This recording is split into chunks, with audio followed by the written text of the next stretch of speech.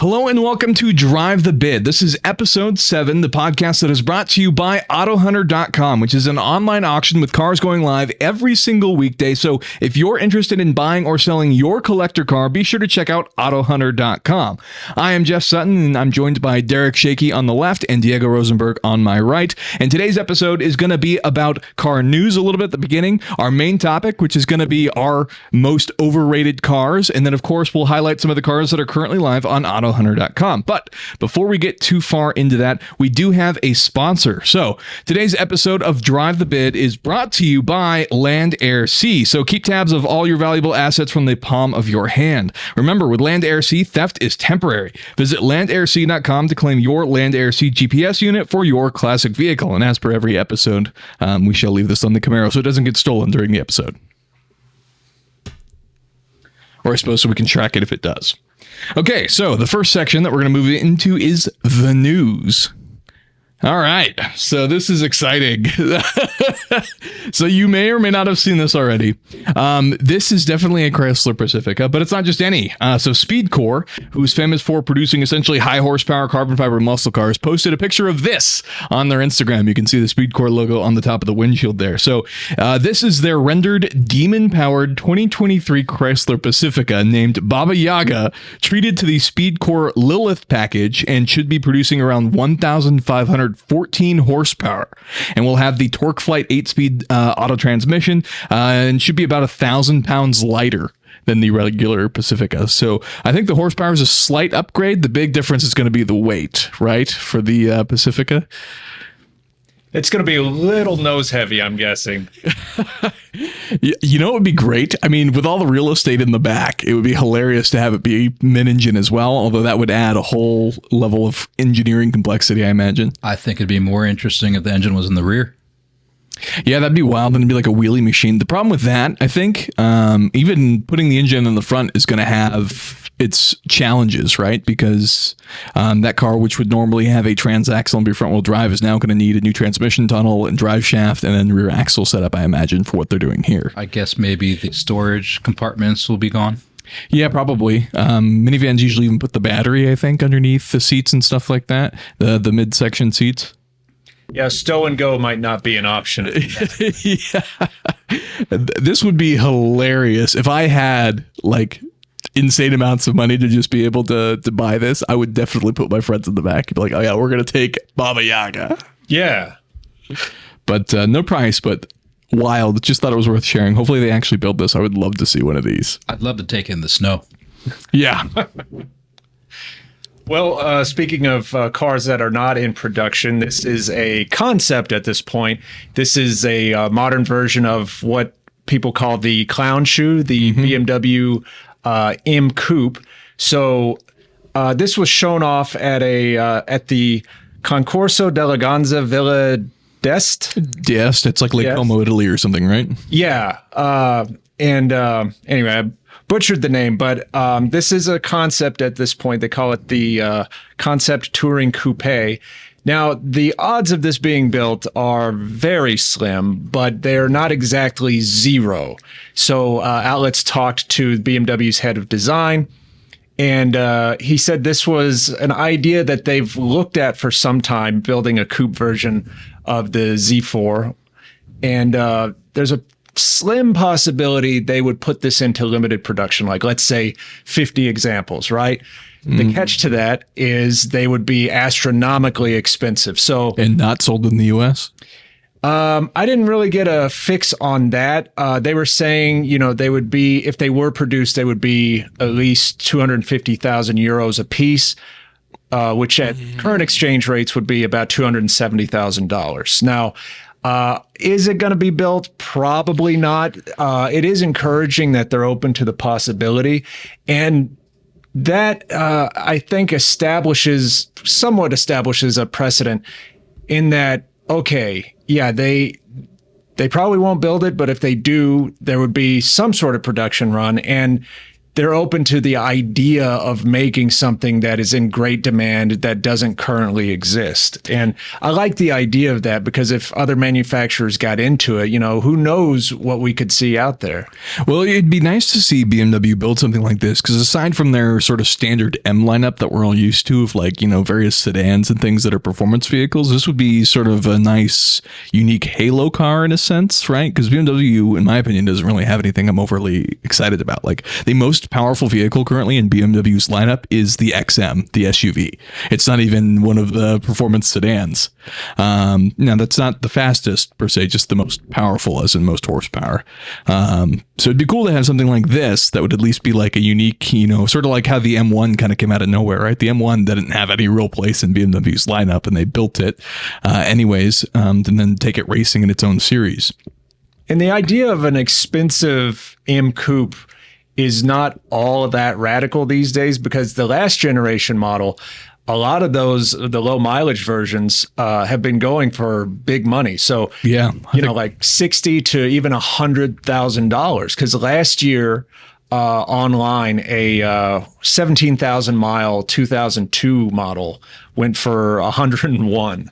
That was a shoe. Was that the shoe, or was it the fastback afterwards? No, it was the clown shoe. Like the clown shoe's where it's at. Yeah. No, it's not. And they also made non-M, so non-wide body versions of that clown shoe shape, even though it looks even more ridiculous with the wide body fenders, because the way they did those back fenders specifically kind of looks like, bulbous.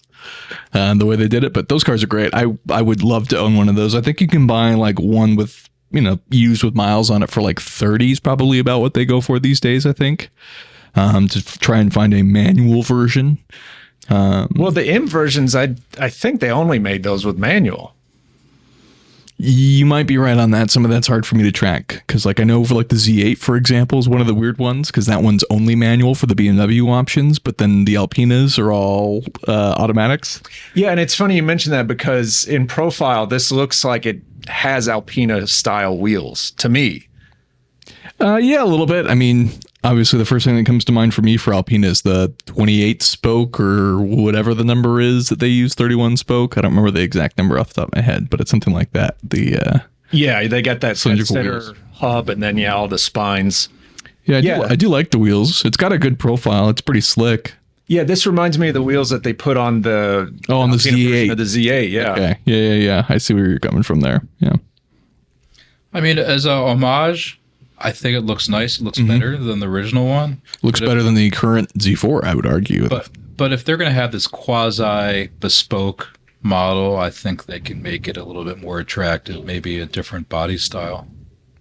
Yeah, I get what you're saying there. They do have some things like these accents on this front grille here remind me of the M5 Competition. And so I think they are trying to add the bespoke BMW touches. This is a special BMW model. Look, it has the matte finishes. But I agree. I think they could do a little bit more.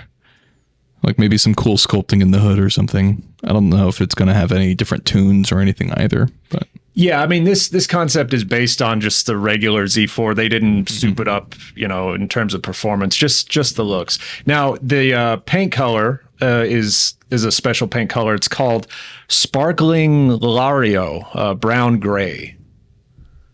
Well, it does look like pretty unexciting name, but it's not. It's not exciting. Yeah. And not that it needs to be exciting. It's just that it's almost tepid to a point. Yeah. All right. Oh, boy. Okay. So I guess there are two Cadillac IQs, which are the EVs. There is the Celestiq and the Lyriq. One is kind of out, and the other one's not out yet. Yeah, so the Lyriq is out. Right. I've already seen one of those. The Celestiq is the cooler one, which is not out, of course. Cadillac has hinted, let's say teased is probably a better word, a third one, which is the Escalade IQ. And do you have another picture of it? No, unfortunately, this is it. Everything else is a rendering. This is the only official Cadillac photo. Okay, so basically, the front, it looks like an Escalade with the front ends from the Celestiq and Lyriq. Yeah. So let's say that's the trademark front end for the EVs from Cadillac, and that's what this is going to look like. It is going to use the, I believe it's called the Ultium platform, which is the same thing that the Hummer uses. So it's the Hummer EV? yeah, Interesting. So it's probably going to be 8,000 pounds. Yeah, that's... A 0 to 60 in 3 seconds. Hopefully it doesn't have the current problems that the Hummer EV is going through. I know.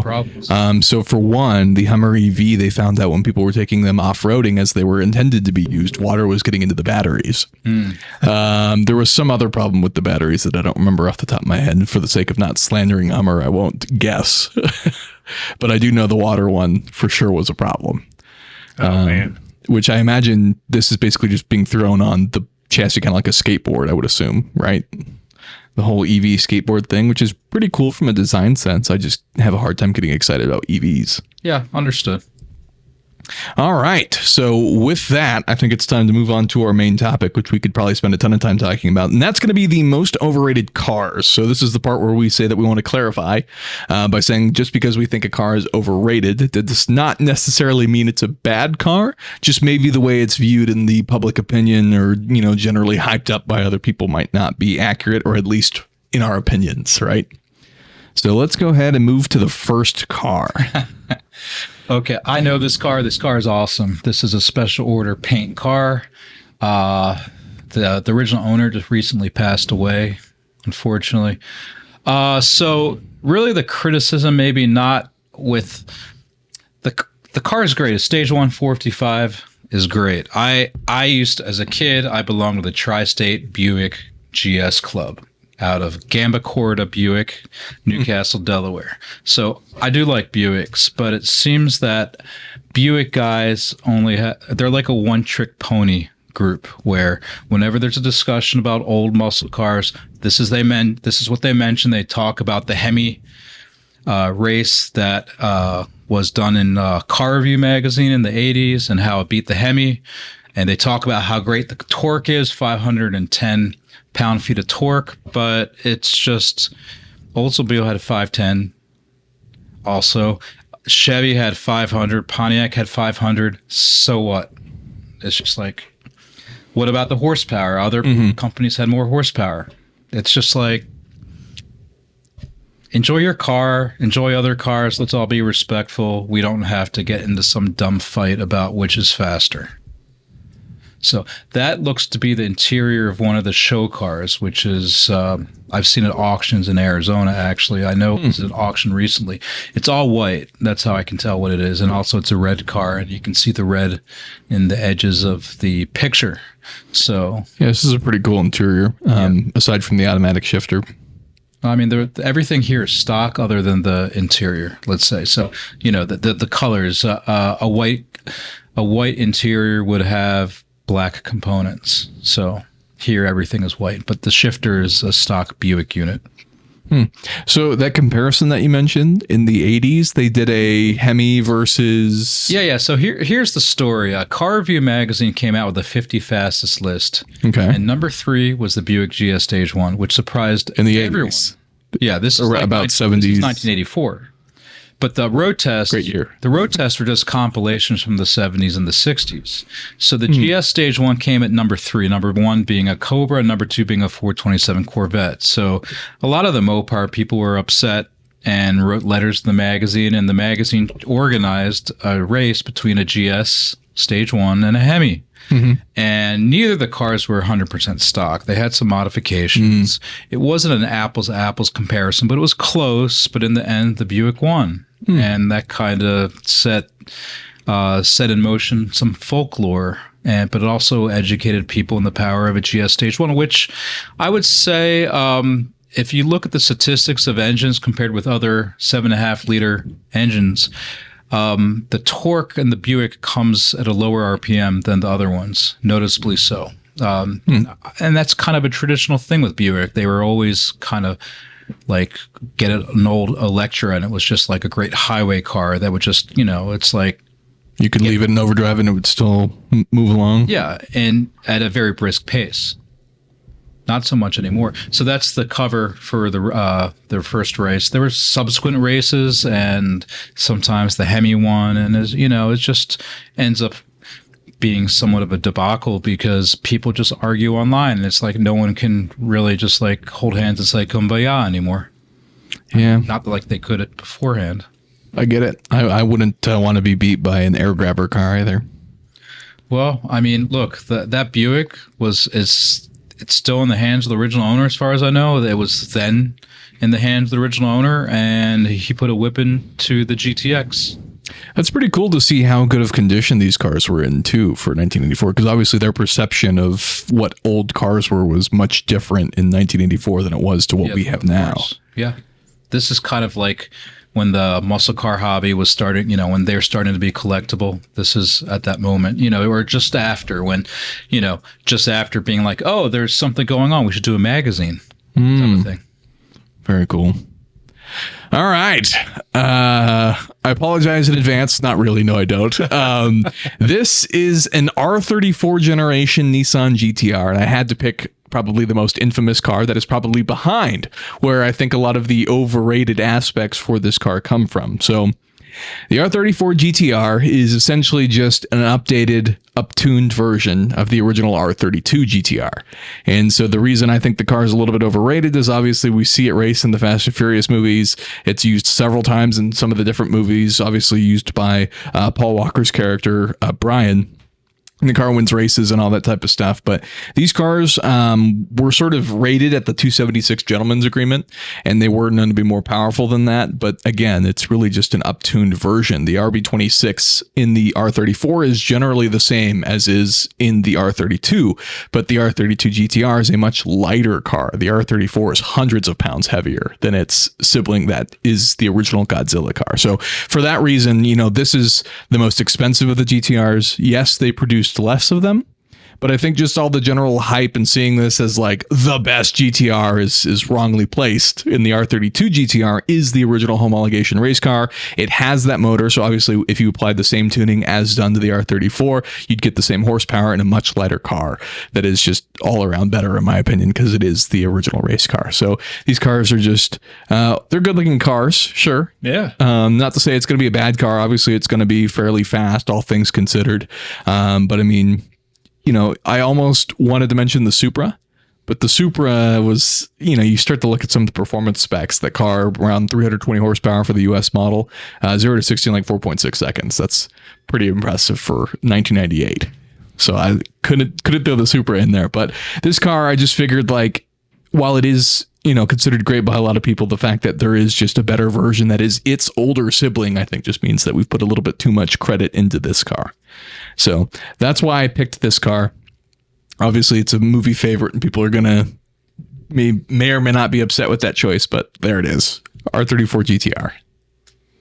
All right. So I with my picks, I tried to stick with vehicles that I had actually driven before. And these all I'd driven, several years ago. So it's been a while.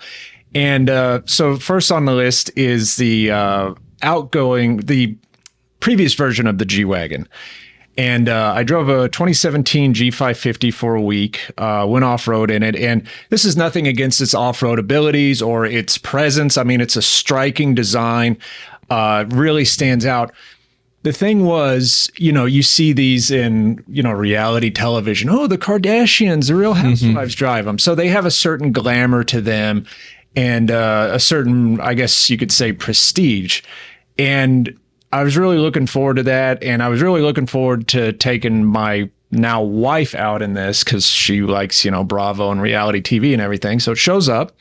And it was orange and black, like black roof. I want to say black wheels. That's and everything. pretty flashy. Yeah. And so then we get inside it, and that was the letdown, was the interior. It had leather, it had wood, all this kind of stuff. I think it had the Designo leather, but it was just, we couldn't help but feel like, oh, this is not quite what we were expecting. It was a sort of letdown. And then you see things like exposed screw heads and everything. And a Mercedes, an expensive Mercedes. Yeah. Cheap. But here's the thing. So it's overrated in that sense. Like, you get inside it and that's where you spend your time in it, driving it and everything. That was all just kind of, it was underwhelming in comparison to, how you see them in, television shows and movies and all this kind of stuff. But here's the sort of upside to it.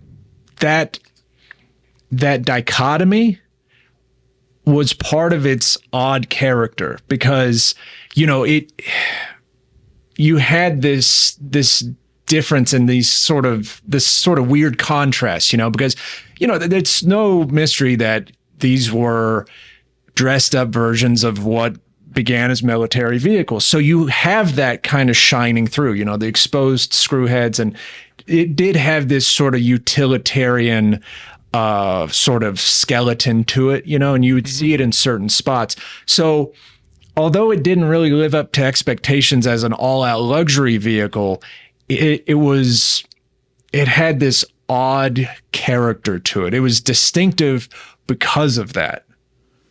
Yeah, I agree. I think the image presented it as a very glamorous thing, and it's just to give it some praise rather than just essentially knocking it. The W463 generation, which was in production, I think, between 1991 and 2018, which means that thing was essentially in production for almost 30 years as a civilian vehicle, obviously getting basically just exterior updates with a few engine transplants.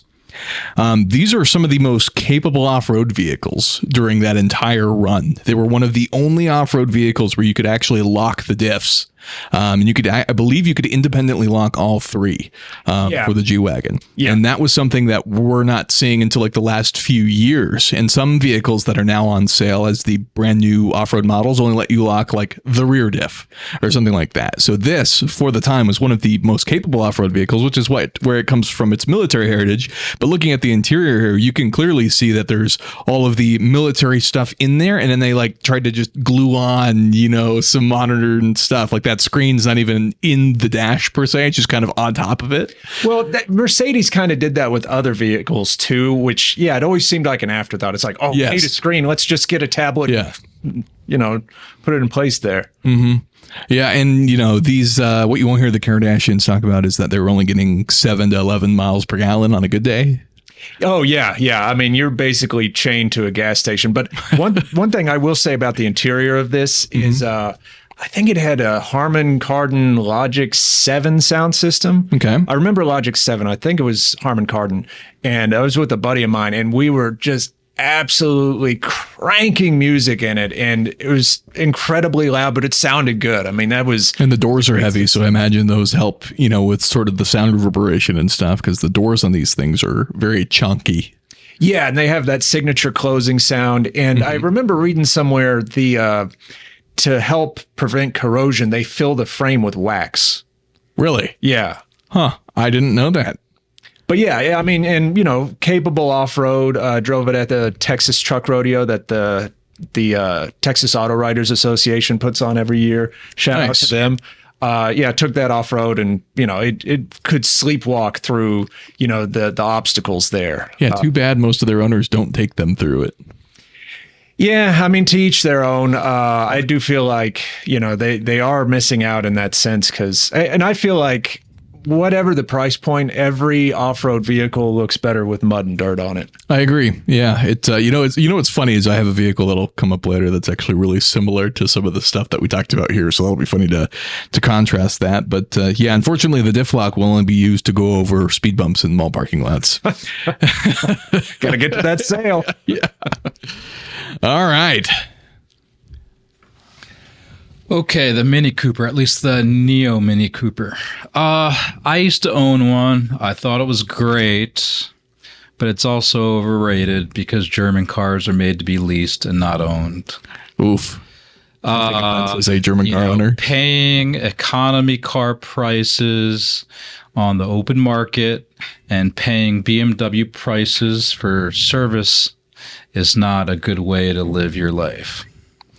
So let me ask you this, though. What do you think about the current used value? Because you can now buy an S for like $5,000 to $10,000 of this generation of these R50 series. That's the way it was 10 years ago, too. But, I mean, look, if you know how to work on it, maybe that's a great thing. Yeah, there's not a lot of room under there.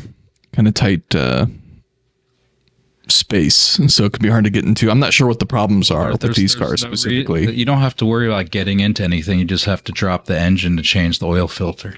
Now, actually, I don't know if that's true, but there's, it's a German car, and there's probably something like that. I don't know. I just didn't have the facilities to learn to work on it.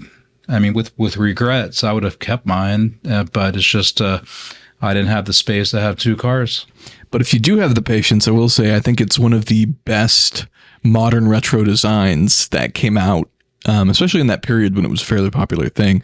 The Minis have unfortunately increased in size since then, because I think this was kind of the perfect size. The gauge clusters were fun in these, just kind of a fun touch, and obviously all the painted roofs, mirror caps, different versions that existed of what you could do to customize them. They've gone a little bit further with that right now. The taillights are like Union Jacks too on modern Minis. It almost seems that the brand is kind of like, it almost seems like it's a Jaguar or close to it. It's like, is Mini going to exist in 5 years? I don't know. Yeah, who knows? They had great marketing behind it, and now it just seems to be an afterthought. I mean, are they all electric now? I'm not even sure. They just I know they reintroduced the stick shift this past spring for the gas powered ones, but it's like to think that there was a Mini in recent history without a stick shift kind of boggles the mind, because that was kind of their MO. Yeah, Minis were also actually one of the first vehicles to partake in rallies too when that was getting started in the 60s, which is surprising. You'd see them driving alongside the massive Rolls Royces that would also compete, which I thought was hilarious. Which you still see, you go to vintage races, right? And then sometimes they're going against the big V8 American cars. So you'll see like a Mini sliding sideways trying to chase down a V8 Thunderbird, which just leaves it in the dirt on the straight. But cool cars. There's the interior that we mentioned. These are always hilarious to me with the giant speedos bigger than your head in the middle of the car. And two-spoke wheel, too. Yeah, I will say, as far as just, driving characteristics, generally is regarded pretty well. I haven't driven one, unfortunately, but the John Cooper Works versions are supposed to be really good as well, as far as driving characteristics, even though the most recent one's kind of ugly. And I heard the ride, or at least, a few years ago, I heard the ride was brutal on that thing. Yeah, it's probably a little bit stiff. Maybe not, city car, good for potholes and stuff. All right, so this one's mine. I will say, boy. Yeah, so this I think this is a good choice. So I didn't pick any specific Tesla. I am just choosing Tesla. And I think all Teslas are generally overrated. I think Tesla did something smart from a manufacturer perspective and marketed their cars almost more as a technology piece and more so as you would like a cell phone, for example. And I think that's how they managed to build a cult following. And so certain vehicles, I think, there's a lot of rattles that leave a lot to be desired in the cars. They're fairly simplistic. It doesn't feel like you get a whole lot other than the equivalent of I just want to get from A to B and something that feels as easy to use as my phone. And I think that's what Tesla offers. And then that's, in combination with Tesla creating what is essentially the sort of generic EV design language too. I think they're just kind of cars to me personally. This isn't generic though. I don't think this is ever going to get built. That's why I put it on there. I don't think they're ever going to actually build it. I think it was, I'll join the conspiracy theorists for a bit and say I think it was a fantastic way to unveil this. Take a bunch of $100 fully refundable pre-orders, and then you've just successfully managed to cash flow a interest-free loan for your company. For capital to flow through almost. Because, even when they unveiled this thing, right, I think one of the things they mentioned was like bulletproof glass and then immediately shattered the glass with something during the press conference. So I don't think this is ever getting built. I will be surprised if it does. Yeah, that was just one of those things. I think it's a publicity stunt. And then this is what I was talking about with the interiors. Obviously are known to have all sorts of weird flex and things that you wouldn't expect, especially because some of these cars are worth a ton of money. You start getting into the Model S, especially the Plaid, which is well into the six figures now. So yeah, I personally don't understand the hype. Been in tons of Teslas. They're just, I think, they're great for city driving, obviously using the EV to get around town, but I just don't think they're this amazing thing where everybody needs to be seen in a Tesla, kind of like a G-Wagon. I would say similar ethos to like everybody wanted to be seen in a Tesla. Now they're just everywhere. I think that's part of the success of the brand, though, is, we had, it wasn't a pure EV, but, you had the Prius, which a lot of people like, but then a lot of people were like, oh, it's a dorky car or whatever. It's nerdy. And then Tesla comes along and they make full EVs and they made them sexy. They made them into fashion accessories. Not to knock I it, think that's but kind of it's along the line of iPhone. what I mentioned about how they marketed the cars. Yeah. Yeah. So props to them for being able to do that. I just think it may be a little bit misplaced. And the other thing is like, when it comes to cars, obviously, right? So Teslas being electric have the benefit of instant torque, right? And are generally quick, especially the performance models. And so because of that, and because of being the essential early adopter manufacturer for going full electric, right? They usually get the credit of people go, well, a Tesla's faster or Teslas are fast. But that's not necessarily true anymore. Every manufacturer these days generally has an electric car of their own that has all the same benefits as a Tesla. Tesla just happened to be the early adopter. And so the fact that you can go buy an electric car from some of these other manufacturers that are better built, feel more solid. The extreme end of that would be Lucid, for example, with impeccable build quality. And then, there's just better examples of what electric cars can be. Tesla just happened to be that early adopter, marketed their cars in a certain way, and they happen to be, fairly successful. If they could come up with like a, basic option, I think that would be great, because to me, it doesn't seem like there's a whole lot going on in here other than a steering wheel and an iPad, as far as what you get feature wise with the cars and all the dancing and gimmicks, lights and door wiggles and stuff that the cars have. I personally don't care for. So, And don't they have like a fart mode or something like that? That I'm not overly familiar with, but there are a lot of gimmicks, including the being able to play games. But the games one is kind of cool. Being able to sleep as well. Yeah, let's put an asterisk on that one. All right. Okay, so next on my list is the modern Fiat Speaking 500 of fart noises. yeah, and that's part of the personality of this car. It's definitely amped up in comparison to the regular. They 500. sound so angry when you hear them drive by. Yeah, they stand out, especially in that way. And again, there's an asterisk with this because, to be honest with you, before I drove this, I thought, oh, this is just going to be a nightmare. I just was not looking forward to it. And it was pleasantly surprising in certain ways. Like I thought it being so short and relatively tall, that center of gravity would be an issue, especially in turns. I felt like it would be a little unstable. That wasn't an issue. The pedals weren't a problem, because the one I was in was a 5-speed manual. And then it has that distinctive angry sound to it, right? Mm-hmm. And it seems like these have a strong following. They are distinctive, not only because of the sound, but because of just the packaging. It's such a small little sort of roller skate of a car, right? Mm-hmm. And I knew, it's a performance model, so I took it out on the backcountry roads outside of Austin a few years ago, and I think before that, I'd already driven what was the new GTI at the time and the Miata. I think I drove the Miata RF before this one, right? And I fell in love with those cars, on those roads, just hammering the gas, flying through the curves and everything. And I thought, okay, well, this is a small, low displacement performance version of a small car, Mm-hmm. And I took it on the same route. Really got into the throttle, and it just wasn't there, And one thing about it was, I was thinking, okay, it's got a 5-speed, so that was already kind of dated, And yeah, I drove it hard. I was really pushing it, and it just came up short. It didn't have this X factor to it, Like I appreciated that you could get it with the stick, and it had a healthy amount of horsepower, but it just was missing something that those other cars had. Yeah, I haven't driven an Abarth, but I have driven the standard 500, and I will say it was kind of fun in the sense that like they're these little cars that you just kind of feel like you can just kind of whip around, and they don't feel as top heavy.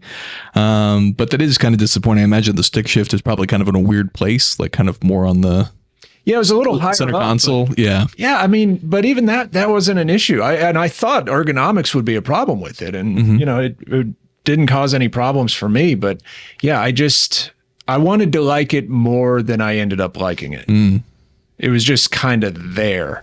Well, there you go. This is an automatic, but yeah. So it was it was ultimately disappointing. Again, not a bad car. It was just I was expecting more out of it. There was no real magic to it for me. And those are turbocharged, right? Yeah. So I imagine you could probably spice it up a little bit if you wanted to. I'm sure there's tunes and stuff that exist. Just about any modern turbocharged car you can get a little bit more out of. Yeah. Oh, I'm sure. Yeah. And these are no longer with us. I think 2019 was the last year. So I'm sure there's Really? Yeah. I did not know that. Sure. There's been a lot of progress as far as tunes and upgrades for these. Do they still do the Abarth 124? Gosh, I don't know. Maybe not. Interesting. What's more overrated, this or the Mini Cooper? I haven't driven one of the new Mini Coopers, so I About an old one. Yeah, no, I haven't driven the old one either. I wish I could. I would imagine. I mean, if I were to pick one, I would imagine maybe it would be the Mini, but I don't know. Okay, 57 Chevy, overrated. Just period. I don't know. I mean, the 57 Chevy is pretty much a rehash of the 55 and 56 with new styling like they did back then with planned obsolescence. It's a good looking car in many ways. As a kid, everyone likes a 57 Chevy, but if you go back to 1957 and try to, get in that zeitgeist, a 57 Plymouth is a much more interesting and attractive car. You can see the 57 Plymouth at the bottom, how much lower and longer and wider it looks compared with the Chevy at the top, or even the Ford in the middle. The 57 Plymouth is superior in many ways. To be honest with you, I thought that was a rendering or a concept because it looked so sleek. And so it stands out. I didn't even think it was real. I mean, that's like Christine. I was going to say, what's the car from Christine? Christine's a 58, which it's pretty much the same. I think it looks a little bit better. I remember the under the hood, under the front valence I showed you last week. Oh yeah, with the slots and all that. Yeah. For the 58 looks more attractive to me, but it's pretty much the same car. Yeah, we kind of spoke about this a little bit before the podcast, but we had mentioned how there's some really famous cars that are of the same family, especially the Bel Air, that aren't 57s, that are more famous. Generally, I mentioned the Harrison Ford and his 55, I believe, it's either 55 or 56 Chevy, 55. That's in American Graffiti, which is his main bad guy car. Yeah, two-lane blacktop as well, which are both, I guess, black. Both but black just to be cars. clear, we're talking about the 57. I mean, yeah, the 55 and 56 I think are overrated in some ways as well, but the 55 is kind of great. It's just very pure and clean. And, before then, low-priced cars were not really, I mean, they didn't have style the way that they started having a 55. So there's definitely something unique about the 55, but really the 57 is the one I singled out. Yeah, I will say though that 57 side profile, the Chevelle or the Bel Air is good. I really like some I Bel just can Airs. think of cars that are a lot more interesting from 1957, and we have a visual explanation right here. Yeah, this one looks like it might have the Continental package too on it. There was no package, but the spare tire on the kit. Yeah. All right. You just want to piss off everybody, don't you? Yeah, I do. So some of the people that know me in real life know that I have beef with these, which is funny because my girlfriend owns one. But my beef with these comes from the fact that to me they've basically remained relatively unchanged from 2009 to 2023, now being the last year. I think these are overrated. These are the 5th gen 4Runners, but I believe 2023 is also the last year, so I believe we're supposed to have a new 4Runner on the way. I think they could squeeze another 5 out of it. Yeah, no. So the part that frustrates me with these is, so they did actually receive the engine that's in them was already an older engine, but I think it was originally produced in 04, 05 because it was in the FJ Cruiser. And then it received essentially VTEC right before the 4Runner entered production, which bumped up horsepower to 270. And so this engine's already older.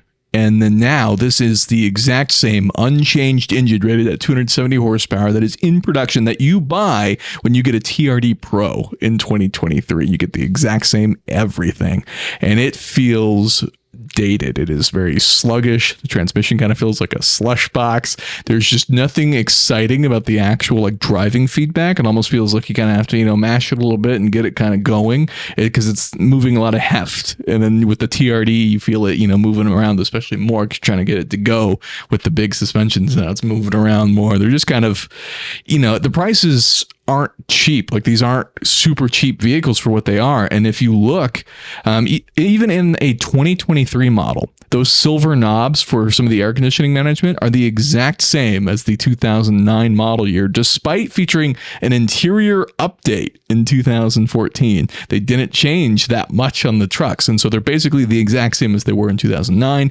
And yet the sales numbers increased. The longer they've been in production, the more they've sold. That blows my mind.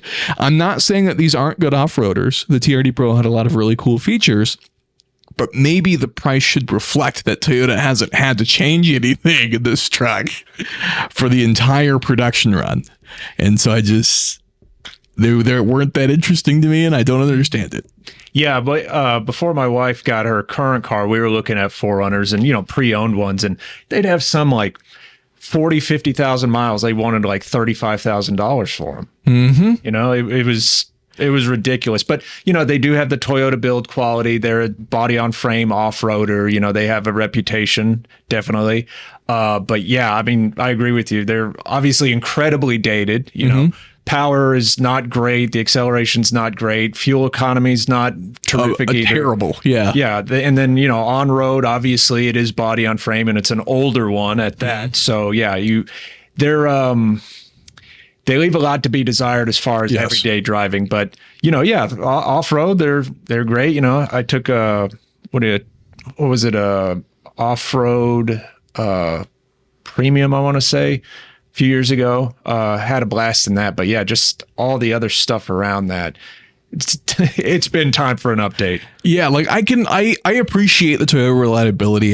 My family had plenty of Toyotas and stuff growing up, and I owned one for a bit as well, and I could appreciate that aspect of it. But one thing that I've noticed, and this seems more specific to the sort of mundane Toyotas and not the sports cars, is that they always seem to be a few years behind whenever you're in the interior of them. You know, there's not many Toyotas that I sit in and go, oh yeah, this is a brand new, you know, or futuristic style interior. It always generally feels a few years old to me.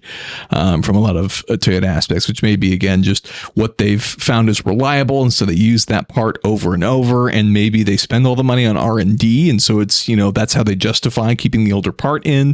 Sure. It just would have been nice to see, you know, maybe a little bit of an update. Maybe we could have gotten 300 horse or something out of that engine. I don't know what Toyota's ambitions were, but yeah, these leave a lot to be desired. I think they're definitely price-wise are a little overinflated for what they are. Not to say they're not capable, just a little overrated. All right.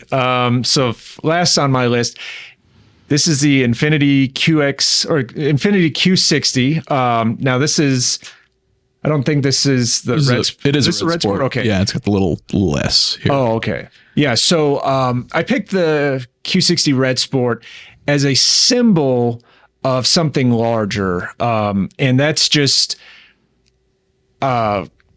evaluating a car or its appeal based on horsepower alone. Now, this car has a lot going for it. It's sleek, it's muscular, it's got a beautiful, gorgeous car. Yeah, sculpted, gorgeous car. And, you know, I like the fact that you can get, this one has a nice shade of red, and then you can get those kind of white seats. They look great in silver too. Oh, okay. Yeah. Yeah. And, you know, the Red Sport is 400 horsepower, which is nothing to sneeze at. You know, it's a lot of horsepower. Now, my experience in driving the Red Sport was the letdown, because it's one of those cars that showed me that horsepower is not everything. Okay, sure. Yeah, it's powerful. It may be fast, but everything around that, you know, the steering, the braking were completely numb to me. They were not stimulating. They didn't go with I mean, now granted, Infiniti didn't really market this as a driver's car. It wasn't meant to compete with an AMG or an M model or anything like that.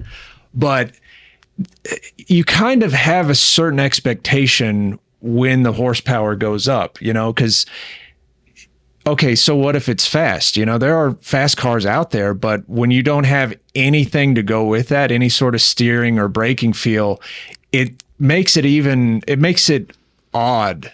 It doesn't make sense at a certain point, because there was a Lincoln that I drove several years ago, and again, not a performance vehicle, but it had a little too much horsepower for what it was. It seemed like the car itself was well, I mean that in the sense that it seemed like the car itself was overwhelmed by it.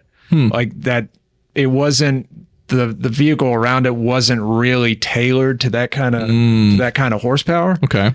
So this is I think the most memorable example to me of a car that like, okay, yeah, it's got a lot of horsepower, but what about everything else? I mean, who cares? Yeah, so I haven't driven the Red Sport, but I have driven the regular Q60. I had one for a month, and then I've also driven the brand new Z. So where that influence comes from is, so the Red Sport here has the same transmission as the standard Q60 and engine for that matter. Just running a different tune. And obviously this engine is now in the new Nissan Z. So the important aspects of this is the engine itself, I have no beef with. The engine itself is fine. Obviously, the fact that you can tune it up being a twin-turbo V6 is fantastic and make all the horsepower, and I think it's fine in the new Z. The main problem for me in this car was just that transmission was atrociously bad.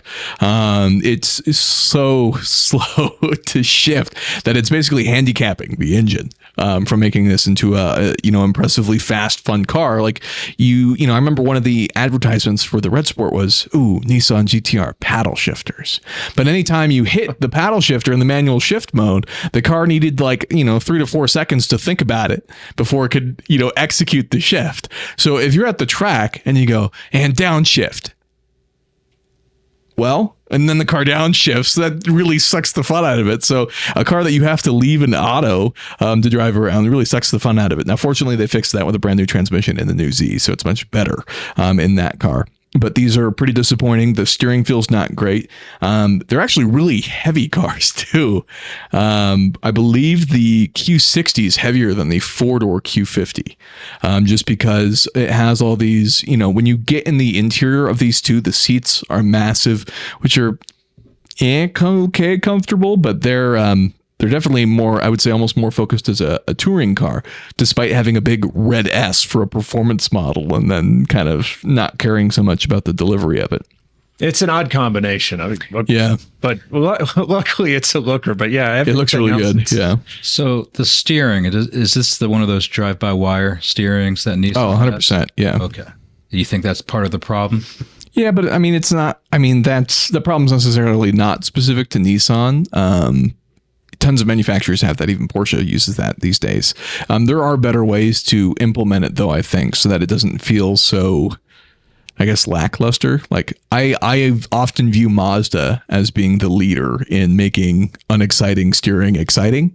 I've seen some people complain that they feel like Mazda makes you put too much effort into steering, but I think that's what makes it so great. Like a bad thing, right? Yeah, I personally think that's what makes it great, because even modern sport modes essentially just add weight to the steering, and that doesn't always necessarily reciprocate as being a better steering feeling. I've been in all sorts of cars where you put sport mode on, steering wheel gets heavy in like an unpleasant way, where you're like, this doesn't even feel like it's directly with the car. It just feels like the steering wheel got heavy for no reason. Yeah, it doesn't feel natural. Right.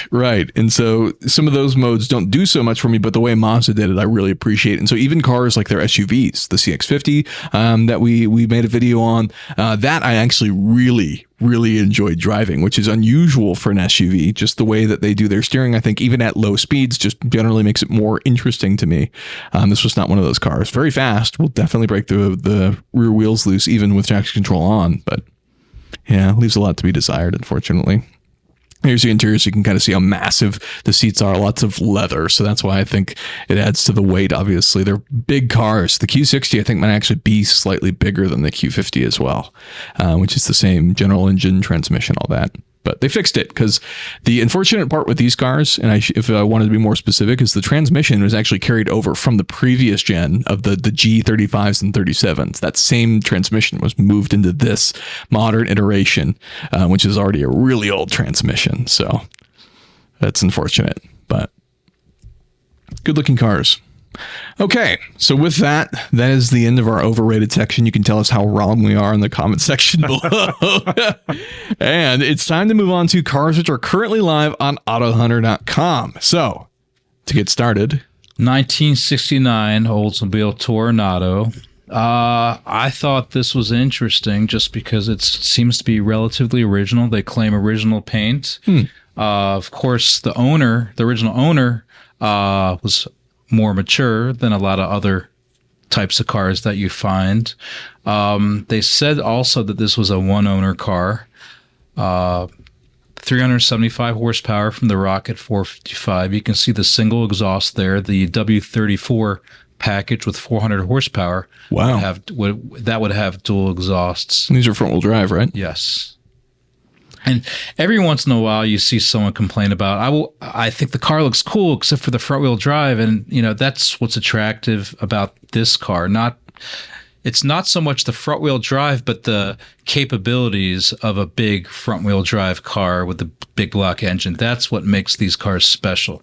Now, I'm not a fan of the 68, 69s. I prefer the 66s and 67s, the original styling, but these are pretty cool, and they probably should be worth more than what they are. Just like a Riviera or Eldorado, they are pretty cheap, but they do have a following, and the right ones can command good money.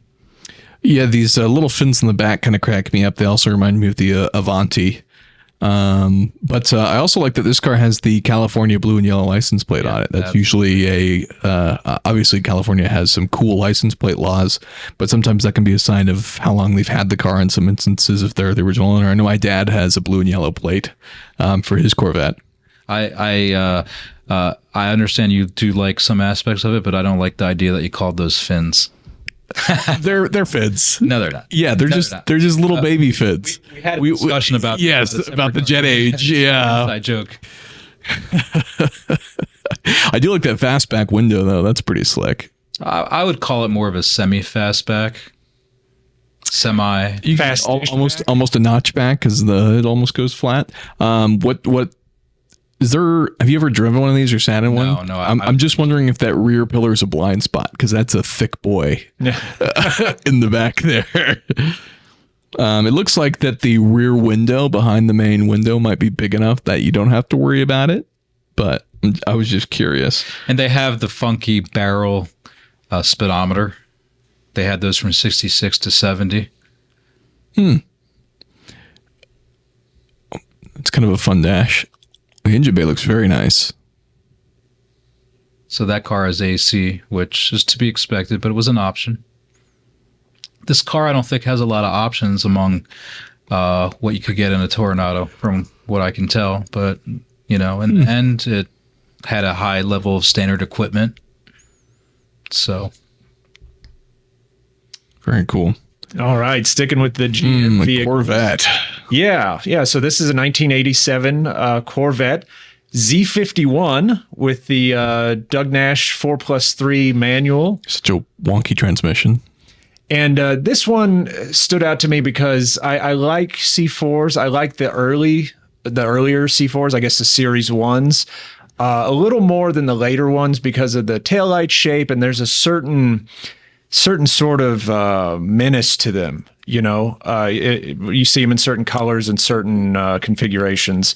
Mm-hmm. And this one's got a lot going for it. Obviously, there have been some updates and changes. It has these C5 Z06 style wheels. It's been repainted bright red. Then it's got some certain custom add-ons.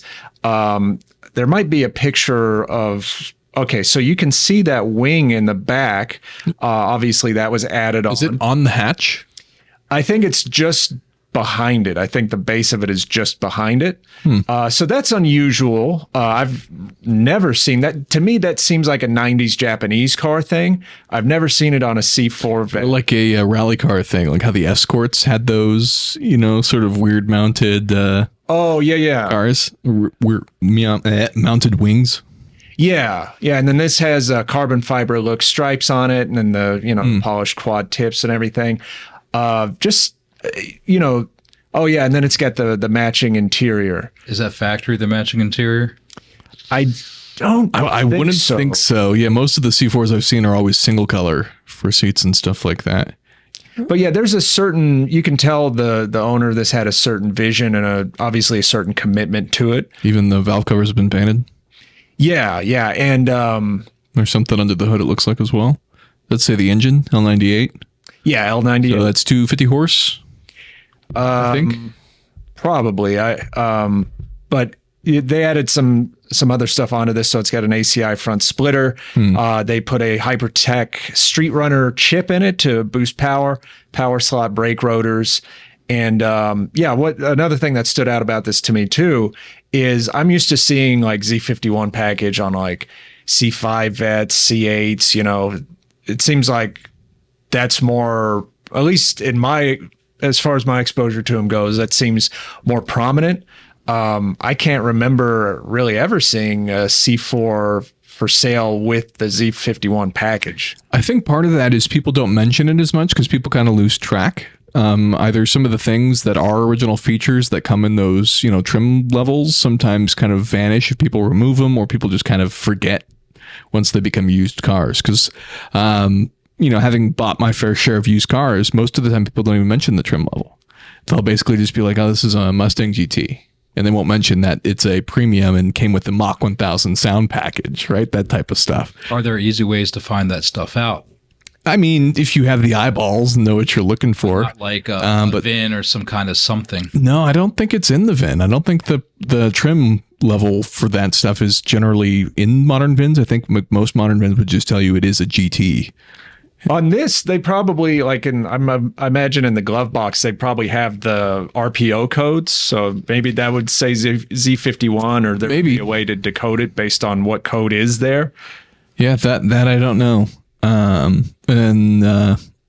trying to think modern cars. Man, modern cars don't really have a sign, right? They just have the subtle, slightly different +5 horsepower exhaust for the C8 Corvette Z51 package.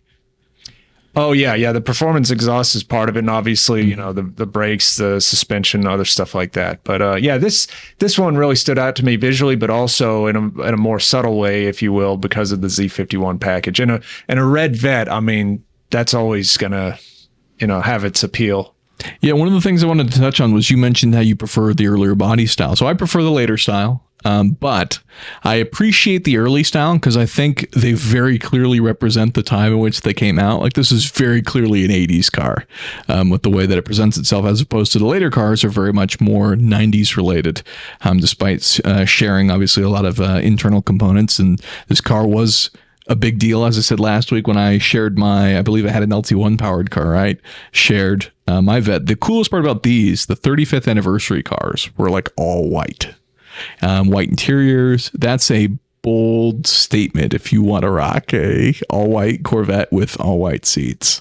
I don't know. To me, it seems like it's just trying to be what the original was. So it's not a bold statement. It's just like, hey, I like a 53 Corvette, so now I'm getting the new incarnate. When I say bold statement, I think anything with white seats is bold, because as an owner, if you're going to drive a car, most people that want white seats have never owned a car with white seats, because once you start driving a car with white seats, the seats become less white and it becomes a constant maintenance hustle. So is the worst color combination a black car with white seats? Yeah, probably. Okay. Even though it's a very flashy color. I do like that combination. Yes, I was going to say very flashy combination, but maybe not the best ownership wise.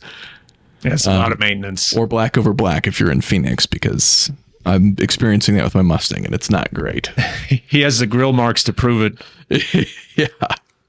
All right, so this is a 1963 Ford Falcon Futura, but it has actually been swapped. So as you can see here, it's got a different stance because of the wheels and stuff that it's sitting on, but under the hood is actually a 302 V8 with a Tremec 4-speed transmission. So this is really cool because I love Ford Falcon, specifically the first 2 generations, I would say.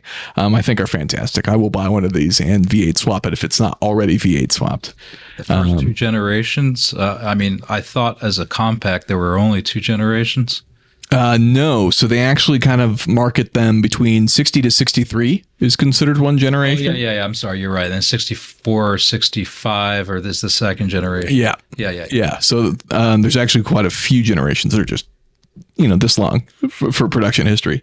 So the main difference, they're all fairly noticeable. The first gen, 60 to 63, has the fairly round appearance. And then once you get into the second gen, they almost kind of look, I would say, dare I say, Nova-ish, where they kind of become a little bit more slabby in the front and the sides. But these are just fun little cars. Obviously, if you're going to build a hopped up sports car, I think these are kind of fun just as when I think of like those traditional vintage race cars that you can take, you put a 302 in something like this with a manual transmission, then you take it to a vintage track day. And I just think it would be a ton of fun to fly around because it's a fairly lightweight car with how small they are. This car is also a mid-year 63. You can tell by the roofline. There you go. The more you know. Before the mid-year introduction, they had more of the Thunderbird roofline. This one has the, Ford people call it a fastback, but it's really just, a fast top, so to speak. A fast top. Well, that's the other thing, because Mustang fastbacks are actually technically called sports roofs, right? No, that in '69 they started doing that, but that's just marketing. And really the Mustang fastback is just the 2+2. I'm going to start calling them slope backs. See if it catches on. Oh, yeah, I've got a 69 slope back. What's that? Stop trying to make fetch a thing. Well, this has the ski slope back. So for me, this car probably came with a 260. It did. 4-speed. Yeah. I think that would be a little bit more interesting. No, the 302 crate motor. Sure. Yeah, so this would have been originally a 260 car, but it is now with a more modern crate 302, putting out considerably more horsepower, making it much more fun. I mean, in many ways, this is like the Mustang before the Mustang. Yeah, I suppose. These are cool, and also the turbine taillights are fantastic. Going back to the jet age stuff, these are great. That like most of my picks generally come from within just whatever I would buy next, which is a very long list. But this is probably one of the further up, mostly because these are relatively affordable. I'm not sure what this one's currently at on the site, but you can generally pick up depending on what's been done to it. This one, obviously having a newer engine, will probably be a little bit higher. But I've seen Falcons as cheap as $5,000 for running and driving cars that are in decent condition, and then obviously they jump up from there based on what else been done to them. This one appears to be in pretty good condition. The wheels look relatively new. Obviously, it's been repainted at some point. It's a nice color, too. I like that. Yeah, it's certainly a unique, fun color. It'll stand out at car shows as well. So, very cool. Well, look at that. It's even got AC in the bottom left there. Very cool. I love it. I drive it. And it's a Porsche because it has the ignition on the left side. So there you go. You can take this to Le Mans too and start it while putting it in gear. So, all right. With that, that's going to be the end of the video/podcast video cast. So if you're interested in purchasing or selling your collector car, be sure to check out AutoHunter.com, which is our online auction with cars going live every single weekday. And of course, it is driven by ClassicCars.com, which is our online marketplace, which has over 30,000 cars currently live on the site. If you guys enjoyed the video and could hit that like button for us, we'd really appreciate it. Feel free to comment down below and let us know what you thought. And of course, get subscribed for more content like this in the future. Thank you so much for watching.